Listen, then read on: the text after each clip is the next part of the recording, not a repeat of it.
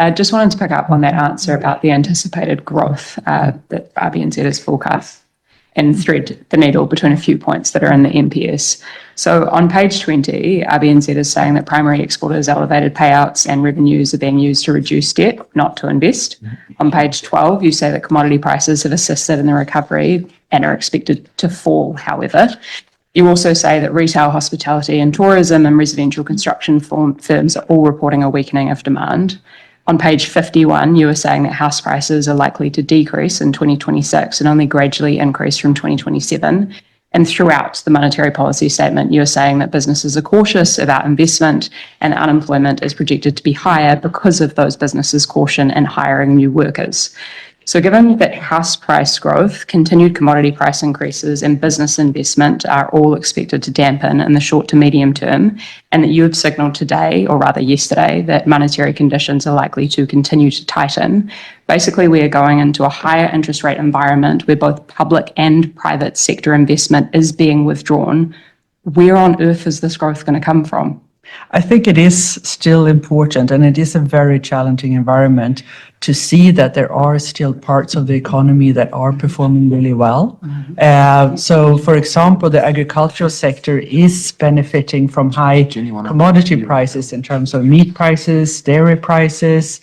We're seeing that the global supply chains and the ships are still coming into New Zealand, so exporters can get their goods out. We're seeing that manufacturing is performing reasonably well. The forward-looking sentiment indicators are still okay in terms of those sectors. We're also seeing that globally, some people are looking for different, safe, reliable countries to source products from, and New Zealand is considered safe and reliable business partner. So there are still parts of the economy that are performing well. We're also stressing this in the record of the meetings. We do say that we see regional and sectoral differences, and some of that is, and we actually saw that in the first quarter data and some of the recent numbers on export, that exports are performing better than expected. The New Zealand dollar has been a little bit, it's been almost unchanged since the beginning of the year, but since the conflict started, it has weakened a little bit. So that's also benefiting the exporting sector.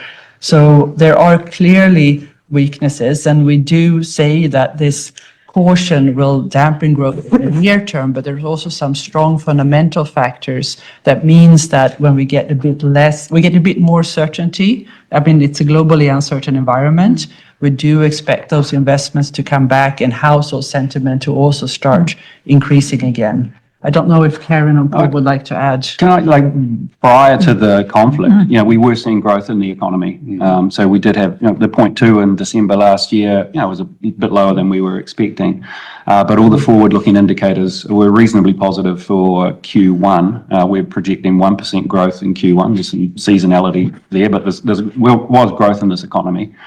And yes, Q2 and Q3 this year, much like last year, after the tariffs, are a bit weaker than we thought they were going to be. But then we do have growth returning from Q4 into next year. And the other factor there is low interest rates. Of course, we have cut the OCR significantly. Yes, we are heading into an environment where interest rates are likely to be a bit higher because we've had this inflationary supply shock come at us again, unfortunately. On page 28, you note that natural gas prices in Asia and Europe have increased by 60 to 90%. And you say, and I quote, New Zealand does not import natural gas and is therefore not directly exposed to this price increase, but many of our trading partners in Europe and Asia will be affected, end quote. Am I interpreting that correctly as follows, that basically if the government's plan to establish a new LNG import facility is successful, that we will be opening ourselves up to yet another source of imported inflation, which makes your job of maintaining price stability all the more difficult? I think that what I said before in terms of making the forecast based on current assumptions and current information is what we're focusing on. And so what we're looking at now is how does the conflict in the Middle East translate into higher fuel prices in New Zealand currently? So that is really the focus on the current monetary policy. If I may, however, on that point, am I to read between the lines correctly in that answer, Governor, that the RBNZ is not anticipating that this LNG import facility is going to happen? So I think there's nothing to read in between the lines. What I'm saying is that we're making the forecast based on the information that we have currently and what will happen. And when we get more information, we'll take that into consideration in our forecast. So just to be really clear about what that information is that RBNZ is currently taking into account with its forecasting and its decision making, what in your mind is the status of the creation of this $1 billion LNG import facility and the potential ramifications for importer inflation and exposure to it? So currently what we're taking into consideration is that we will be looking for the information to come out. And when we have more information, then will we take that into the forecast. And currently, we don't have full information here exactly on how. So it's currently not effectively in your forecast with regard to our exposure to importer inflation. Thank you for making that clear. So on page 17, you're saying, and I quote again, elevated non-tradable inflation prior to the conflict mostly reflects high administered price and energy inflation. So now in the middle of the conflict, that phenomenon is of course heightened. And throughout the monetary policy statement, the bank charts the relationship between reliance on imported energy, as we've been talking about, and our exposure to inflation. So I want to ask about this in reference to some of the comments made in April of this year by the European Central Bank's board member, Frank Alderson, who said, and I quote, that repeated energy price shocks make maintaining price stability increasingly difficult, end quote, and that meeting clean energy targets would weaken the link between volatile global markets and domestic prices. So what is the bank's view on price stability risks of increasing our country's reliance on imported fossil fuels? So I think that what we are seeing is that global volatility will affect small open economies considerably. That's true for all small open economies throughout Asia and throughout Europe as well currently. Our job is very focused on ensuring that we meet the medium-term inflation target. So if there is more volatility globally because of it's the COVID shock or it's energy prices, it could be something else that will affect New Zealand, we will consider that, but we will stay focused on our mandate, and that is to bring inflation back in the medium term, considering also to not cause unnecessary volatility in economic output. And I understand, of course, there are very limited tools at your disposal, which we've gone through many times over the last 3 years, especially throughout COVID. On page 23, you talk about how businesses are reporting that imported goods are increasing in price and that they are reporting that other costs have continued to rise, including electricity, insurance, and council rates, which is, of course, information we can get from other sources.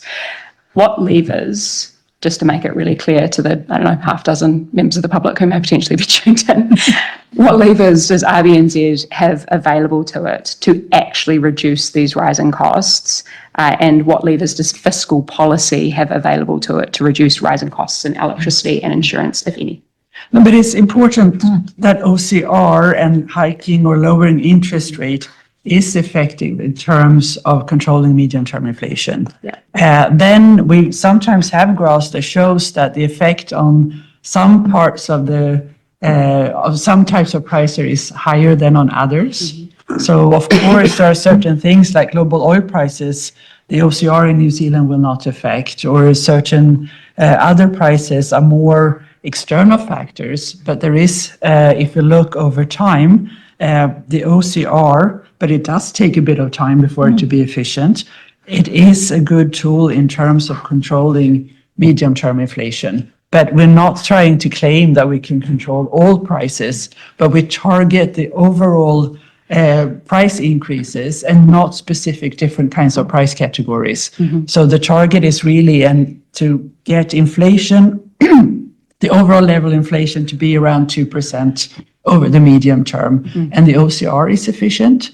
It's not perfect in any way, but it is efficient in reaching that. But we are very open and frank, and we've shown graphs showing that there are certain prices where we have more of an impact than others. Yeah, so just I guess to put that in crystal clarity, you guys don't have control over imported inflation, but your major tools effectively are to contract spending in the economy, which has flow through to different effect on certain types of goods and services. Well, even imported inflation, it's important to remember that how the firms that import set their prices, they control, and that's also affected by the OCR and the level of the OCR. So even imported prices to some extent was affected by monetary policy in New Zealand. Yeah. And also there is a channel with both expectations, but also the exchange rate. Yes. So an higher OCR tends to strengthen the exchange rate, and that reduces imported inflation. So yes, as I said, there are certain prices that we affect more than others,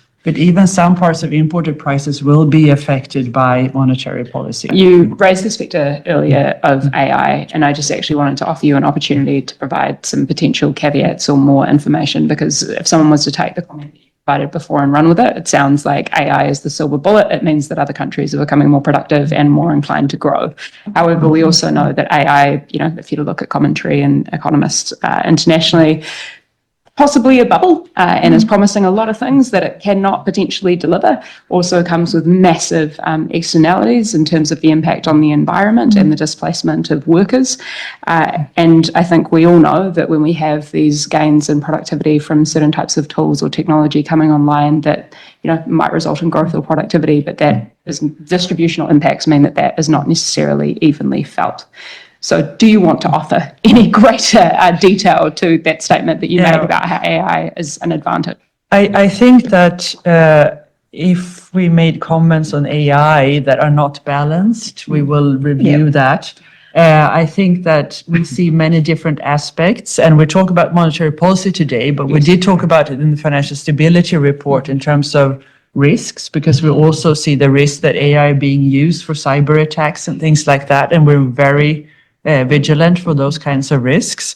What we said in this report is that we know, and that's what Karen was talking about as well, that some of our Asian trading partners have seen an AI investment boom, and that has meant that growth is stronger and that is benefiting some of our exporters. But of course, we also see other sides in terms of how it will affect the labor market going forward. So we believe it's one of the things that we are looking at from a broad range of perspectives, and we definitely want to be balanced. Thank you, Governor. We have just about met time. Is there a final comment or commentary you'd like to leave to New Zealanders, obviously in the midst of this anxiety, uncertain budget day? What would be your parting comments? I want New Zealanders to feel that we're fully focused on bringing inflation back to target. We do consider all the risk to the economic development. So our focus is on bringing inflation back to target without causing unnecessary volatility in economic output. Thank you all so much for your time, and we wish you all the best in the next few months.